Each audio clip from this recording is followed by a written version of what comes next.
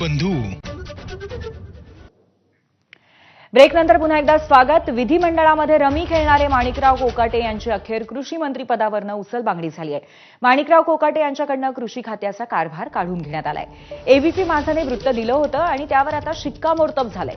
माणिकराव कोकाटेंकडे आता दत्तात्रय भरणेंकडे असलेलं क्रीडा आणि युवक कल्याण खात्याचा पदभार देण्यात आलाय, तर दत्तात्रय भरणे आता नवे कृषी मंत्री असतील. अर्थात एकीकडे माणिकराव कोकाटेंच्या मंत्रिपदाच्या राजीनाम्याची मागणी विरोधकांनी राऊन धरली होती, तर मुख्यमंत्री उपमुख्यमंत्र्यांनी कोकाटेंचं खातं बदलत त्यांची खुर्ची वाचवली आहे. मात्र झालेला खाते बदल हाही कोकाटेंना एक मोठा इशाराच असल्याचं मानलं जातंय. दरम्यान कोकाटेंबाबतचा निर्णय अजित पवार आणि मुख्यमंत्र्यांनी मिळून घेतला अशी प्रतिक्रिया उपमुख्यमंत्री एकनाथ शिंदेंनी दिली. याच्यामध्ये सरकारने, मुख्यमंत्री महोदयांनी, अजितदादाने घेतलेला तो निर्णय आहे आणि नक्कीच यामध्ये सरकार हे सर्वसामान्यांचं आहे, शेतकऱ्यांचं आहे.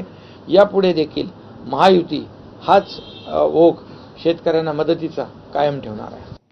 2 वर्षांनी कोकाटे 70 गाठतायत. असं असताना त्यांना क्रीडा खातं देण्याचा उद्देश काय, असा सवाल सामाजिक कार्यकर्त्या अंजली दमानिया यांनी केलाय. कोकाटेंच्या खातेपालटावरती दमानियांनी तीव्र नाराजी व्यक्त करत सवाल उपस्थित केलेत. कोकाटेंच्या हकालपट्टीची मागणी होत असताना त्यांना क्रीडा खातं देऊन सरकारने काय साधलं, असा सवाल त्यांनी केलाय. नुसतंच एक पद बदलून दुसरं पद दिलं, याला आपण कारवाई म्हणू शकतो का? आणि खरं क्रीडा विभाग जो त्यांच्याकडे दिला गेला, 2 वर्षात हा व्यक्ती 70 वर्षाचा होणार आहे. क्रीडा मंत्रीपद यांना देऊन यांना युवकांचा किंवा क्रीडा या गोष्टीशी यांचा संबंध काय? पण हे पद खाते वाटप जे झालं आता, ते पद बदलून यांना दुसरं खातं दिलं. तुम्ही त्याच्यात समाधान माना आणि गप्प बसा.